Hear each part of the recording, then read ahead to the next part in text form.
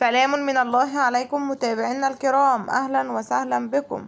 أتمنى من الله أن تكونوا في تمام الصحة والعافية. قبل أن نبدأ الفيديو، لو أول مرة بتشاهد القناة اشترك في القناة وفعل الجرس ليصلك كل جديد. لو أنت متابعين القناة ادعمنا بالضغط على زر أعجبني يشجعنا على نشر المزيد بإذن الله، وعملك شير للفيديو لتعم الفائدة. صحة هذه الأخبار على مسؤولية الموقع. من فضلك صل على النبي في التعليقات. مشهد صادم لسقوط امرأة بسيارتها من أعلى الجبل، وموظفة تطلق النار على زبون بعد خلاف نشب بينهما. القبض على شابان بهذه التهمة. واقعة مأساوية غرق فتاة أمام أعين زوجها. والتحقيق مع امرأة وضعت كلبها بحقيبة يدها في المطار خلال سفرها. وفاة عروس أثناء حفل زفافها. والخبير الهولندي يحدد زلزال متوقع قرب اليمن وتركيا وسوريا. إليكم الأخبار بالتفاصيل. صحة هذه الأخبار على مسؤولية الموقع.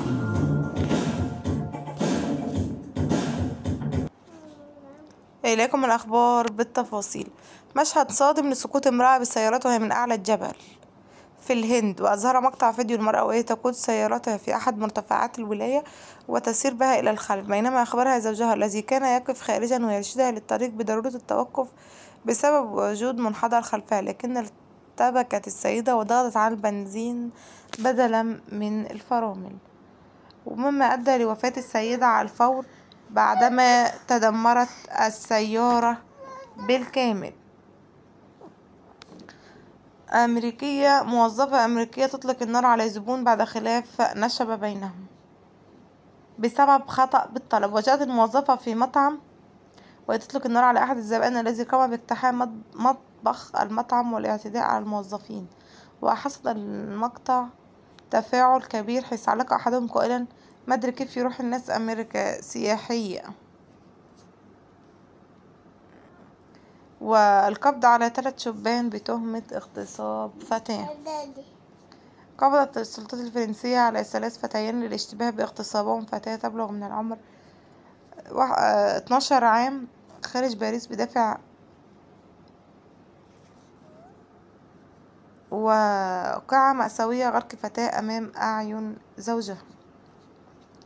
في واقعة مأساوية توفيت فتاة أمام أعين زوجها حيث غرقت في البحر الأحمر في البحر أثناء قضاء الأجازة الصيفية، وهي تتمشى مع زوجها على البحر، والذي أخبرها بأن الموج شديد وعليهم العودة، لكنها أخذت الأمور باستهتار وأخذت تمازحه وتشده حتى سحبتها الموجة، وحاول زوجها البحث عنها في كل مكان إلا أنه لم يتمكن من رؤيتها.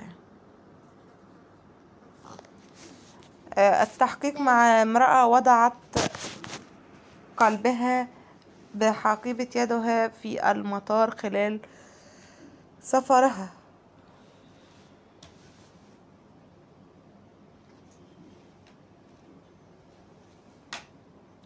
والمدهش في الأمر أنها عند انتقالها لاستراليا وضعت كلب في حقيبة يدها، الأمر الذي دفع أمن المطار إلى إيقافها، إذا أراد المسؤولون التحقق من عدم وجود مخاطر صحية مرتبطة بالسفر مع عضو كلب.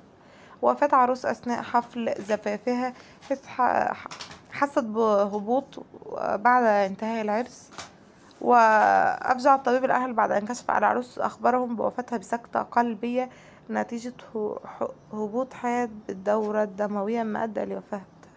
الخبير الهولندي يحدد زلزال متوقع قرب اليمن وتركيا وسوريا.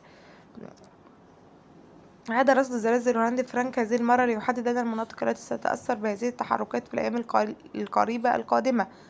وكتب: يبدو أن حالات الطقس غير المألوفة لا تزال مستمرة على هذا الجانب من الكوكب، في إشارة إلى منطقة الشرق الأوسط